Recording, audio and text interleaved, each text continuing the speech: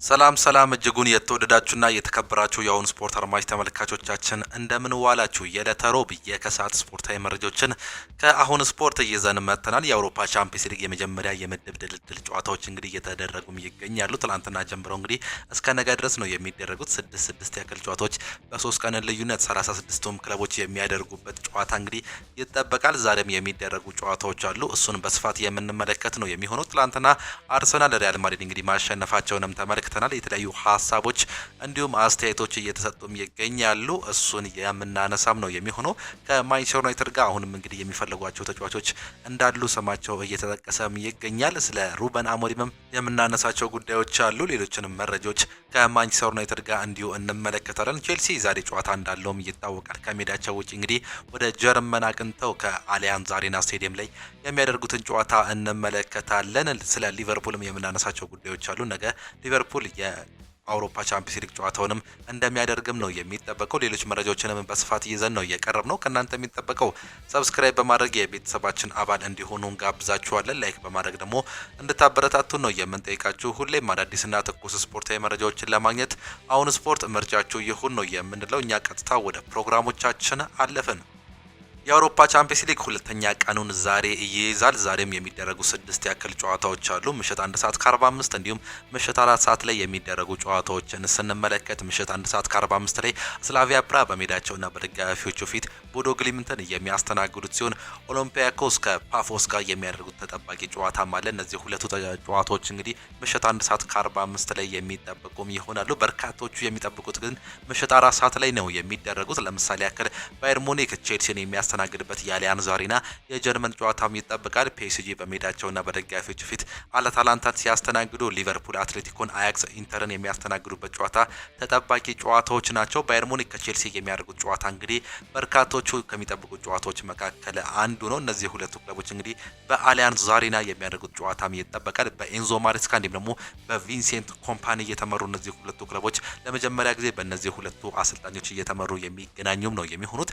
እነዚህ ሁለቱ ክለቦች ለመጨረሻ ጊዜ ሲገናኙ እንግዲህ በዚሁ በአሊያንዝ አሬና ስቴዲየም በተደረገ ጨዋታ 4-1 በሆነ ሰፊ ውጤት ባየር ሙኒክ ማሸነፉን ተመልክተንም ነበር። ለመጨረሻ ጊዜ የተገናኙት እንግዲህ በ2020 ነበር። በ16 ጥሎ ማለፍ ውስጥ ነበር የተገናኙት። በዛም በአግሪጌት በደርሶ መልስ 7-1 በሆነ ውጤት አሸንፎ ባየር ሙኒክ ያለፈ ሲሆን በመጨረሻው በአሊያንዝ አሬና ጨዋታ ላይ እንግዲህ 4-1 በሆነ ውጤት ማሸነፍ መቻሉንም ተመልክተንም ነበር። በአሁኑ ሰዓት ላይ በባርሴሎና ቤት የሚገኘው ሮበርት ሌቫንዶቭስኪ 2 ጎሎችን ማስቆጠር የቻለ ሲሆን ኢቫን ፔሪሲች እንዲሁም ደግሞ ቶሊሶ ሌሎቹንም ጎሎች ማስቆጠርም ችሏል።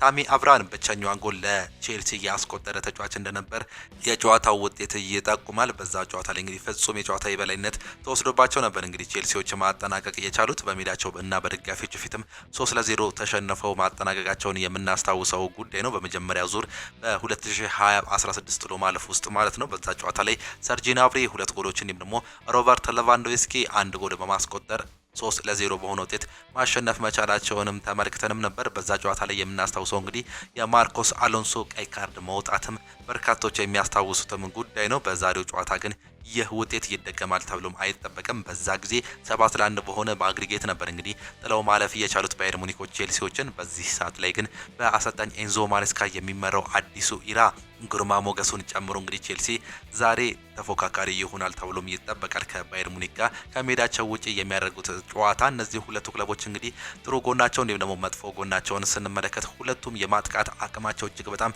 የተጠናከረ እንደሆነ እየተመለከትን እንገኛለን። በኮል ፓልመር፣ ጃኦ ፔድሮ እንዲሁም ደግሞ ፔድሮ ኔቶ የመሳሰሉ ተጫዋቾች እንግዲህ የሚመራው የቼልሲ የአጥቂ ስፍራ እጅግ በጣም የተሻለ እንደሆነ እየተመለከትን እንገኛለን። ባለፉት ጨዋታዎች ላይ ጎል ማስቆጠር እንደሚችልም እያስመለከተን ይገኛል። ቼልሲ ግን አሁንም ቢሆን በመከላከሉ ረገድ እንግዲህ ደካማ እንደሆነ ነው እየተመለከትን የምንገኘው። ያለፈውን ጨዋታ እንኳን ብንመለከት እንግዲህ 2-1 ሲመራ ቆይቶ ባለቀ ሰዓት ላይ በተቆጠረበት ጎል እንግዲህ አቻ መለያየቱንም ተመልክተንም ነበር። ቼልሲ አሁንም ቢሆን የመሀል ተከላካይ ችግር እንዳለበት እያስመለከተንም ነው የሚገኘው። ምንም እንኳን በሞይሰስ ካይሴዶና ኤንዞ ፈርናንዴዝ የሚመራው የተከላካይ አማካይና የአማካይ ስፍራው እጅግ በጣም የተጠናከረ ቢሆንም ከዛ በኋላ ወገቡ ዝቅ ሲል ግን እጅግ በጣም የሚቸገር ክለብ እንደሆነ ነው እየተመለከትን የምንገኘው። በተመሳሳይ ባየር ሙኒክ ሙኒክን ብንመለከት እንግዲህ እንዲሁ አይነት ችግር አለበት። በሃሪኬን ሚኬል ኦሊሴ እንዲሁም ደግሞ ሉዊስ ዲያዝ የሚመራው የባየር ሙኒክ የአጥቂ ስፍራ እጅግ በጣም እየተጠናከረ እንደሆነ እያስመለከተንም ይገኛል። ያለፉትን ጨዋታዎች እንግዲህ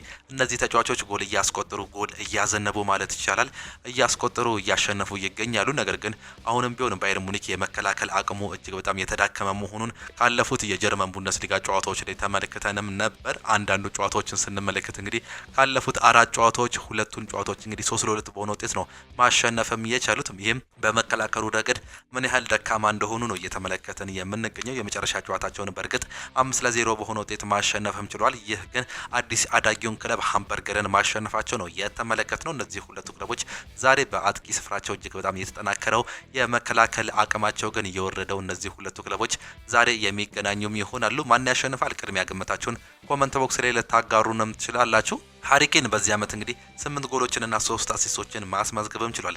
በባየር ሙኒክ ቤት ሉዊስ ዲያዝ 4 ጎሎችንና 2 አሲስት፣ ሚኬል ኦሊሴ 4 ጎሎችና 1 አሲስት ማስመዝገብ የቻሉ ተጫዋቾች መሆናቸውን እንግዲህ በአራቱ ጨዋታ እያስመለከቱን ይገኛሉ። አዲሱ የቼልሲ አጥቂ ዣኦ ፔድሮ 2 ጎሎችንና 3 አሲስቶችን ያስመዘገበ ሲሆን ኤንዞ ፈርናንዴዝ 2 ጎልና 1 አሲስት፣ ሞሴስ ካይሴዶ 2 ጎሎችን ማስቆጠር የቻሉም ተጫዋቾች ናቸው። በዛሬ ጨዋታ ላይ የማይገኙ ተጫዋቾችን ስንመለከት እንግዲህ አዲስ ፈራሚው ስቲቫኦ እንዲሁም ደግሞ ሊያም ዴላፕ በጉዳት ምክንያት አይገኙም። እንዲሁም በተመሳሳይ ቤን ዋይት፣ ባዲያሼልና ሌቪ ኮልዊል በጉዳት ምክንያት የማይገኙ የቼልሲ ተጫዋቾች ናቸው። ጉሬሮ፣ አልፎንሶ ዴቪስ እንዲሁም ደግሞ ጀማል ሙሴላ ባየር ሙኒክ ቤት የማይገኙ በጉዳት ምክንያት ጨዋታው የማያመልጣቸው ተጫዋቾች መሆናቸውን ቪንሴንት ኮምፓኒ ማረጋገጡን ነው እንዲሁ የተመለከት ነው። ሌላኛው ፒኤስጂ ከአታላንታ ጋር የሚያደርጉት ጨዋታም ይጠበቃል። በፓርክ ዲ ፕሪንስ ነው ይህም ጨዋታ የሚደረገው። ያምናው የአውሮፓ ቻምፒየንስ ሊግ አሸናፊ ፒኤስጂ በዚህ ዓመትም እንግዲህ ይህን ዋንጫ ዳግም ለማንሳት ተጠናክሮ ይመጣል ተብሎ ቢጠበቅም እንግዲህ በርካታ ጉዳቶች አሁን እያመሱት ይገኛሉ። ወሳኝ የሚባሉ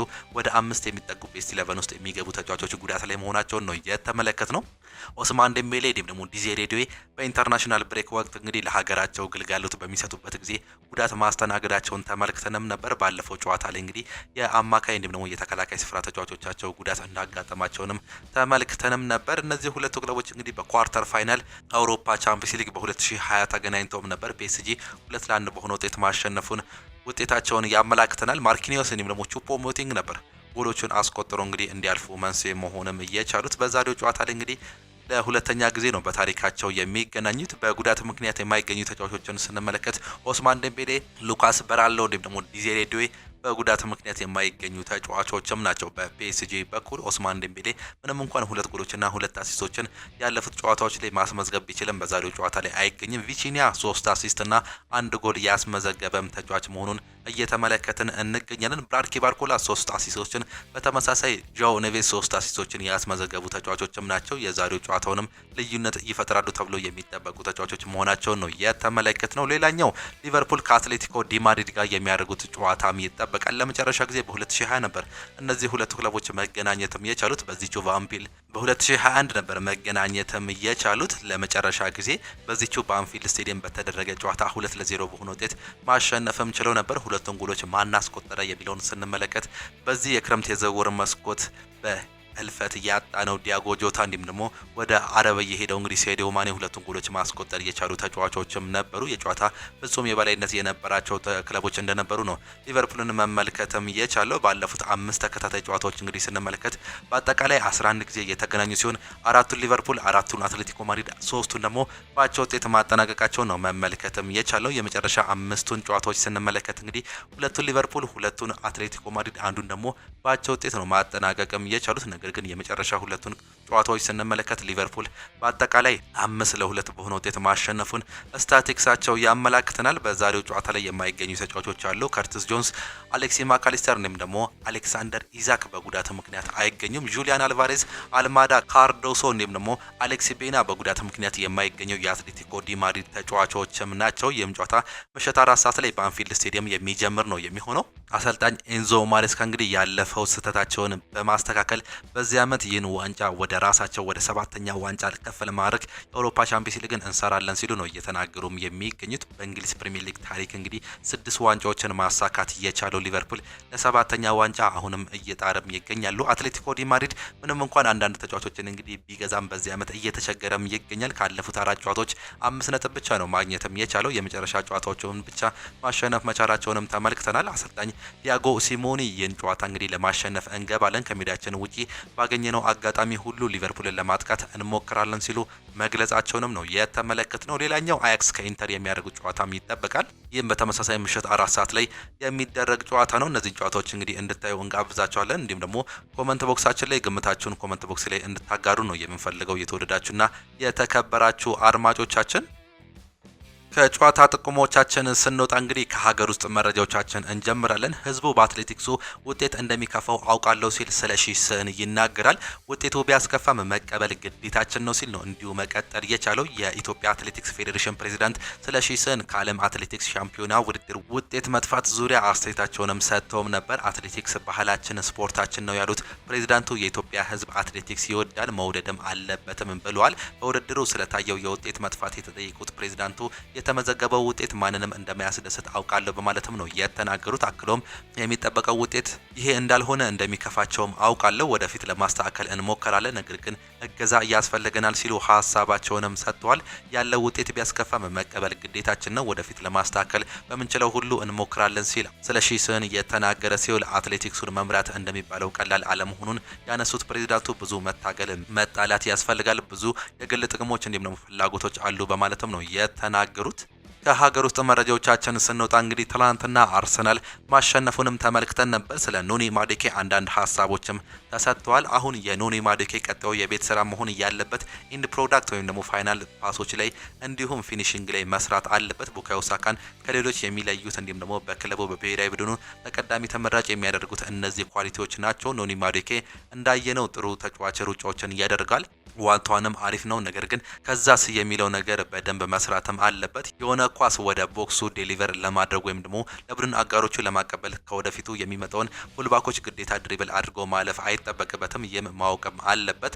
ዋንተች ፉትቦልንም መልመድ አለበት ሲል ነው የተናገረው። ቡካዮ ሳካ አስፈላጊ ድሪብሎችን ሲያደርግ ኢነርጂውን ባልሆነ ነገር ለመጨረስ አታየውም። ቡካዮ ሳካ ብልጥ ነች። ምንም በየትኛውም ሰዓት ላይ ማድረግ ያለባትን ነገር ታውቃለች። ታዲያ በዚህ ኑኒ ማዱኬ በቡካዮ ሳካ መማረም አለበት። በተረፈ በ3 ወይም ደግሞ 4 ጌም ባየነው ተስፋ የሚሰጥ እንቅስቃሴ ነው ያየንበት። ይህም ውሳኔ አሰጣጥ ወይም ደግሞ ዲሲሽን ሜኪንግ ላይ ጥራት መስራት አለበት ሲል ነው አንድ ጋዜጣ ስለዚህ ተጫዋች እየገለጸም የሚገኘው። ማርቲን ዙቢሜንዲ ይናገራል። ለአርሰናል የቡድን አጋሮቼ ቀላል ጨዋታ እንደማይሆን አስጠንቅቄያቸው ነበር። በሳን ማሜስ ማሸነፍ መቻል እጅግ በጣም ትልቅ ነገር ነው። አንዱ ጥንካሬያችን የተከላካይ ስፍራችን ያንን ያሳየናል ሲል ማርቲን ዙቢሜንዲም ይናገራል። በስፔን እስካለው ድረስ በሳን ማሜስ እጅግ በጣም ከባድም ያደርግብን ነበር ጨዋታዎችን። ይህን ማሸነፋችንን ደስታን ይሰጠናል። ከጨዋታው በፊት ግን ቀላል እንደማይሆን ለሁሉም ነግሬያቸው ሲል ነው ዙቢሜንዲም የተናገረው። ቴሪ ሄነሪም ሲናገር እንግዲህ በአሁኑ ሰዓት የአርሰናል ያክል የቡድን ጥልቀት ያለው ክለብም የለም። በዚህ ዓመት አንድ ነገር ማሸነፍ ግዴታ ነው። ስለ ጉዳት ማውራት እንዲሁም ደግሞ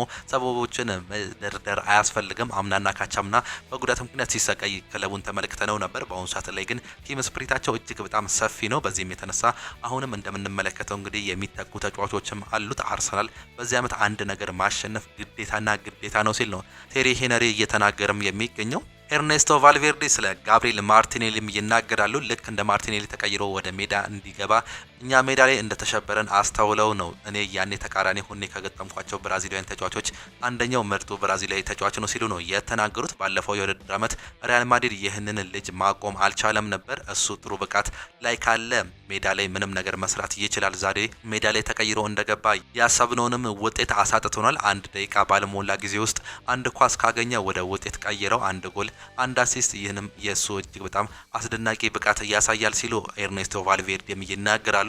ጁሊያን ቲምበር ስለ አርሰናል ደግሞ የቡድን አጋሮቹ ባሳዩት ብቃት ላይ አንዳንድ ሀሳቦችን ሰጥቷል። ስለ መጀመሪያው የአውሮፓ ቻምፒየንስ ሊግ ድል ሲናገር እንግዲህ የመጀመሪያውን የአውሮፓ ቻምፒየንስ ሊግ ድል ማግኘት በጣም አስፈላጊ ነው። እዚህ መጥቶ ማሸነፍ ቀላል እንደሆነ አይታችኋል።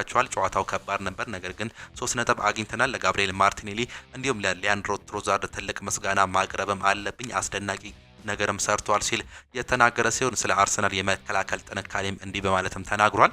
ይህ የአርሰናል የመከላከል የተከላካይ መስመር ተጫዋቾች ብቻ ሳይሆን የዴቪድ ራያ የመላው ቡድን ነው። ስንከላከል እያሳየነው ጥረት አስደናቂ ይመስለኛል። በዚህ በኩል ደረጃችን በጣም ከፍተኛ ነው። ይህ ደግሞ የዚህ የቡድን አካል መሆን መታደል ነው ሲል ነው የተናገረው። ስለ ማርቲኔሊ እንዲሁም ትሮዛርድ ሲናገር እንግዲህ ደስተኞች ናቸው። አስደናቂ ብቃትም አሳይተዋል። ጥልቀት እንዲሁም ደግሞ ታላቅ ክለብ አለን። ተጫዋቾች ሲገቡ እንደዚህ አይነት ለውጥ ማምጣት ሲችሉ በዚህ የውድድር ዘመን በጣም ይረዳናል ሲል ተናግሯል። ስለ ክሪስቲያን ሞስኬራም ሀሳቦችን ሲሰጥ እንግዲህ ዱኤሎችን ሲያሸነፍ እንዲሁም ደግሞ ኳስ ሲያቀብል በጣም ቀላል ይመስላል። ከጎኔ መሆኑ በጣም ጥሩ እያደረገልኝ ይገኛል ሲል ነው ጁሊያን ቲምበርም የተናገረው። ወደ ማንቸስተር ዩናይትድ መረጃዎቻችን ስናልፍ ደግሞ ማንቸስተር ዩናይትድ የ2025 አራተኛ ሩብ ዓመት የሙሉ በጀት ዓመት አፈጻጸሙን ይፋም አድርጓል። በዚህ መሰረት ማንቸስተር ዩናይትድ በሪፖርቱ መሰረት እንግዲህ ማንቸስተር ዩናይትድ በ2025 በጀት ዓመት ሪከርድ የሆነ 666.5 ሚሊዮን ፓውንድ ገቢም አግኝቷል። 333.3 ሚሊዮን ፓውንድ ሪከርድ የንግድ ገቢ ወይም ደግሞ ከስናፕ ድራጎን ገና የመጀመሪያ ዓመት ላይ ያገኘ ሲሆን ሪከርድ የጨዋታ ቀናት ገቢ 160.3 ሚሊዮን ፓውንድ ማግኘቱ ነው የተገለጸው። አጠቃላይ የስራ ኪሳራ ወይም ደግሞ ወደ 18.4 ሚሊዮን ፓውንድ ቀንሷል። ካለፈው ዓመት የ69.3 ሚሊዮን ፓውንድ ቅናሽ ማድረጉ ነው የተገለጸው። ዋናው ቡድን ለዩሮፓ ሊግ ፍጻሜ በቅቷል። የሴቶች ዋናው ቡድን በሱፐር ሊጉ ሶስተኛ ደረጃ ይዘው አጠናቋል። በኤፍኤ ካፑም ለፍጻሜም ደርሷል። ለካሪንግተን የታቀደው የ50 ሚሊዮን ፓውንድ ኢንቨስትመንት በተመደበለት ጊዜና በጀትም ተጠናቋል። በዚህም ማንቸስተር ዩናይትድ ጥሩ ገንዘብ እንዲሁም ደግሞ ሪከርድ የሆነ ገንዘብ ማግኘቱ ነው እየተገለጸም የሚገኘው። በኦልትራፎርድ ድል የሚቀናው ማንቸስተር ዩናይትድን እንመልከት። ማንቸስተር ዩናይትድ ቅዳሜ ምሽት 1 ሰዓት ተኩል ላይ በኦልትራፎርድ ቼልሲን የሚያስተናግድም ነው የሚሆነው። ማንቸስተር ዩናይትድ ከቼልሲ ጋር በኦልትራፎርድ ባደረጋቸው ያለፉት 12 ዓመታት ሽንፈት አላስተናግድም። ለመጨረሻ ጊዜ በኦልትራፎርድ በቼልሲ የተሸነፈው በ2012-13 ነበር። ቅዳሜ ምሽት 1 ሰዓት ተኩል ላይ በኦልትራፎርድ ዳግም የሚገናኙም ነው የሚሆኑት። ማንቸስተር ዩናይትዶች የሩበን ኔቬዝ አድናቂም ናቸው። አሰልጣኝ ሩበን አሞሪም የፖርቹጋል ተጫዋች የሩበን ኔቬዝም ትልቅ አድናቂ መሆናቸው የተነገረ ሲሆን ተጫዋቹ በጥር የዝውውር መስኮት በ20 ሚሊዮን ዩሮ የዝውውር ዋጋ ወደ አውሮፓ በመመለስ ለማንቸስተር ዩናይትድ ሊቀላቀል የሚችልበት እድል እንዳለ እየተገለጸም ይገኛል። ማንቸስተር ዩናይትድ በተከላካይ አማካይ ስፍራ ቦታ ላይ እጅግ በጣም እየተቸገረም ነው የሚገኘው። በዚህም የተነሳ የሀገራቸውን ልጅ እንግዲህ ሊያመጡ እንደሚችሉ አንዳንድ ፍንጮች በአሁኑ ሰዓት ላይ እየተገለጹም ይገኛሉ። ብሩኖ ፈርናንዴዝ ደስተኛም አይደለም። የማንቸስተር ዩናይትድ ዋና አምበል ብሩኖ ፈርናንዴዝ አሁን ላይ ሩበን አሞሪም እየሰጠው ባለው የጥልቅ አማካይነት ሚና ደስተኛ እንዳልሆነ ነው የተዘገበው። ፖርቹጋላዊው የማንቸስተር ዩናይትድ አማካይ ብሩኖ ፈርናንዴዝ አሁን ላይ በተሰጠው ሚና ደስተኛ እንዳልሆነ ወደፊት ተጠግቶ መጫወት እንደሚፈልግ ለአሰልጣኝ ሩበን አሞሪም አሳውቋል ሲሉ መረጃዎች እየወጡም ይገኛሉ። በተጨማሪም የ31 ዓመቱ የማንቸስተር ዩናይትድ አማካይ ብሩኖ ፈርናንዴዝ ሩበን አሞሪም እንደሚደግፍ እንደሚታወቅ ነው እየተገለጸም የሚገኘው። ነገር ግን በዛ ቦታ ላይ ደስተኛ አለመሆኑ አሁንም እያጋራም ይገኛል። የካርሎስ ካሴሜሮ የወደፊት እጣ ፈንታን ደግሞ ስንመለከት ካርሎስ ካሴሜሮ በማንቸስተር ዩናይትድ ቤት የሚያቆየው ውል በዚህ የውድድር ዓመት መጨረሻ ላይ ይጠናቀቃል። ሆኖም ውሉ ላይ በተካተተው አንቀጽ መሰረት በሁለት ወገኖች ስምምነት ጥቅም ላይ ሊውል የሚችል ለተጨማሪ 1 ዓመት የማራዘም አማራጭም አለ። ይሁን እንጂ ማንቸስተር ዩናይትድ ይህንን አማራጭ ይጠቀማሉ ተብሎ አይጠበቅም። አማካዩ ውሉ ሲጠናቀቅ ክለቡን የመልቀቅ እቅድም አለው። በዚህም ካርሎስ ካሴሜሮ በዚህ የውድድር ዘመን አጋማሽ ማለትም ከጥር ወር ጀምሮ ከሌላ ክለብ ጋር ቅድመ ውል መፈራረም ይችላል እንደሚባል ነው እየተገለጸም የሚገኘው። ሌላኛው በማንቸስተር ዩናይትድ ግብ ጠባቂ ምርጫ ደስተኛ ያልሆነውን ፖል ስኮልስን ስንመለከት የማንቸስተር ዩናይትድ ሌጀንድ ፖል ስኮልስ ማንቸስተር ዩናይትድ በዝውውር መስኮቱ የነበረው የግብ ጠባቂ ምርጫ እንዳላስደሰተውም ነው የገለጸው። ከቤልጂየም ነው ያንን ግብ ጠባቂ የገዙት። ምን ያህል ነበር የወጣበት? 20 ሚሊዮን ፓውንድ አይደል ያለው ስኮልስ። ይህ ስለ ግብ ጠባቂው ሁሉ ነገር ይነግርሃል በማለትም ነው የተናገሩት። ስኮልስ ሲቀጥልም ለኔ የታኘ ላሜንስ ከፍተኛ ደረጃ ላይ ያለ ግብ ጠባቂ አለመሆኑ ነው። ዶናሩማ ከፓሪስ ሊለቅ ሲል የሚፈልገውን ሁሉ ሰጥተው ማምጣትም ነበረባቸው ሲል ሀሳቡንም ይሰጣል። የተበረኛ በእርግጥ በሚቀጥሉት ጊዜያት ጥሩ ሊሆን ይችላል። በአሁኑ ሰዓት ላይ ግን ይህንን ጫና ይቋቋማል ብዬም አላስበም ሲልም ገልጾታል። ማንቸስተር ዩናይትድ ፉክክሩንም ይቀላቀላል። ማንቸስተር ዩናይትድ በቀጣይ ክረምት የዝውውር መስኮት የክሪስታል ፓላሱን ማርክ ጉይን ለማስፈረም ከሊቨርፑል ወይም ደግሞ ቼልሲ ጋር ፉክክሩን ሊቀላቀል ይችላልም ተብሏል። ሁሉም የተጫዋቹ ፈላጊ ክለቦች በቀጣይ የውድድር ዘመን ተጫዋቹን በነጻ ዝውውር ለማስፈረም ፍላጎት አላቸው። ነገር ግን አንድ ክለብ በጥር ተጫዋቹን ከፍሎ ለማዘዋወር ዝግጁ ነው እንደሚባል ነው ካች ኤንድ ኦፍ ሳይድ እያስነበበም ይገኛል። ሊቨርፑል አሁንም ቢሆን የተጫዋች እንግዲህ የግሉ ለማድረግ ብዙ ሙከራዎችን እያደረጉም ይገኛሉ። ኒኮላ ጃክሰን በባየር ሙኒክ መቆየት እፈልጋለሁ ሲልም ተናግሯል። ሴኔጋላዊው የፊት መስመር ተጫዋች የሆነው ኒኮላ ጃክሰን በቀጣይ በባየር ሙኒክ መቀጠል እንደሚፈልግ አስተያየቱንም ሰጥቷል። አሁን ላይ ትኩረቱ በውድድር አመቱ ያለውን መስጠት ላይ መሆኑን ያነሳው ጃክሰን ሙኒክን ከዓለም ምርጥ ክለቦች አንዱ ነው በማለትም ተናግሯል። ባየር ሙኒክ ምርጥ አሰልጣኝና ደጋፊዎች አሉት፣ ለማሸነፍ እውነተኛ ፍላጎት አላቸው ሲል ተናግሯል። አክሎም ሁሉ ነገር በጥሩ መልኩ ከሄደ እንዲሁም ደግሞ ሁሉም ሰው ደስተኛ ከሆነ በባየር ሙኒክ መቆየት እፈልጋለሁ ሲል ሀሳቡንም ሰጥቷል። ፔል መርሰንም እንግዲህ ሀሳቡንም ሰጥቷል። አሁን ቼልሲ ጃክሰንን እንዲለቅ መፍቀዳቸውን ማመን አልቻልኩም። እሱ ብዙ ነገሮችን ማድረግ የሚችል ይመስለኛል። ወጥ የሆነ አቋም እንደሌለው አውቃለሁ። ነገር ግን ፎርም ላይ ሲሆን ድንቅ ነው። እናም ለተጋጣሚዎች ችግር ይፈጥራል። እናም ፓልበርን የተሻለ ተጫዋች ያደርጓል ብዬም አስባለሁ። ስለዚህ ለኔ የሱ መሄድ ቼልሲን ይጎዳል ብዬ አስባለሁ ሲል ፖል ሜርሰን ሀሳቡንም ሰጥቷል።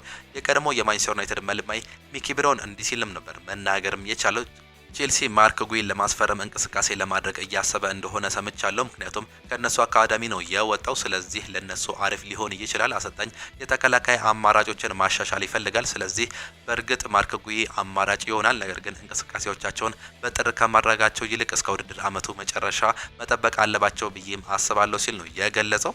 ስቬሬ ኒፓን ከፔፕ ጋርዲዮላ ጋር ስለ መስራትም ተጠይቆም ነበር። ዝም ብለህ አፈን ዝጋ እንዲያስረዳ ፍቀድለት። ከሱ ጋር ስትነጋገር ተጨማሪ ትሆናለህ። ልታገኛቸው ከምትችላቸው ምርጥ የእግር ኳስ አእምሮዬ አንዱ አለው። ሁልጊዜ የምናገረው ነገር ወደፊት ከሱ ጋር የበለጠ መስራት በጉጉትም እጠብቃለሁ ሲል ነው የተናገረው። ከሮድሪ እንዲሁም ደግሞ ከአንዳንድ የማንቸስተር ሲቲ ተጫዋቾች ጋር ልምምድ ክፍለ ጊዜ ነበረኝ። እጅግ በጣም ጥሩ ሰዎች ናቸው ሲልም ገልጿል። ፔፕ ጋርዲዮላ ከነገው ጨዋታ በፊት ጋዜጣዊ መግለጫ እየሰጡም ይገኛሉ። ፔፕ ጋርዲዮላ ስለ ኤርሊንግ ብሮት ሃላንድ ሲናገሩ እዚህ ለመሆን ለብዙ ዓመታት ውል ፈርሟል። እጅግ በጣም ድንቅ ተጫዋች እንደሆነም ተመልክተናል። እዚህ ደስተኛም እንደሆነ እያስመለከተንም ይገኛል ሲሉ ነው የተናገሩት። ማቴዎ ኮቫቺች በቅርቡ ተመልሶ ይመጣል ሲል ፔፕ ጋርዲዮላ እየተናገረ ሲሆን በቅርቡ ታዩታላችሁ በሜዳ ላይም ሲልም ነው የተናገሩት። ፔፕ ጋርዲዮላ በናፖሊ በኬቨን ዴብሩይነ አጀማመር ላይም ተጠይቀው እንግዲህ አይገርምም፣ በዛ ደረጃ ያሉ ተጫዋቾች በፍጥነት ይላመዳሉ። በዚያ ደረጃ ያሉ ተጫዋቾች ለመላመድ እንዲሁም ደግሞ ጥሩ እንቅስቃሴ ለማድረግ ብዙ ጊዜ አይፈልጉም ነው ሲሉ የተናገሩት። እንዲሁ ፔፕ ጋርዲዮላ ስለ በረጃቸው ጃንሉጂ ዶናሩማ ሲናገሩ እንግዲህ ባለፉት 10 ዓመታት ሁሌም አስገራሚ ግብ ጠባቂዎች ነበሩን እላለሁ። ኤደርሰን የማይታመን ስራ ሰርቷል። እናም እኛን የረዱን ሌሎች ግብ ጠባቂዎችም ነበሩ እና ጃንሉጂ በ26 ዓመቱ ለብዙ ዓመታት ምርጥ ሆኖ መጥቷል። እናም በእርግጥ እሱ ትልቅ ግብ ጠባቂ ነው ሲሉም ነው እየተናገሩም የሚገኙት። ፔፕ ጋርዲዮላ ማንቸስተር ሲቲ የአውሮፓ ቻምፒየንስ ሊግን ለማሸነፍ ምን ያደርጋል ሲሉ ሲጠየቁ እንግዲህ እኛ ያሸንፋሉ ከሚባሉት አይደለንም፣ አሁን ላይ በመሆናችን ደስተኞች ነን። ከዚህ በፊት ነበረን፣ አሁን ጊዜው አሸነፈንም ነበር ሲል ነው የተናገሩት። ነገር ግን ነገ ላይ ብቻ ማተኮር አለብን። ልንጫወትበት የሚገባም ጨዋታ ይህንን ውድድር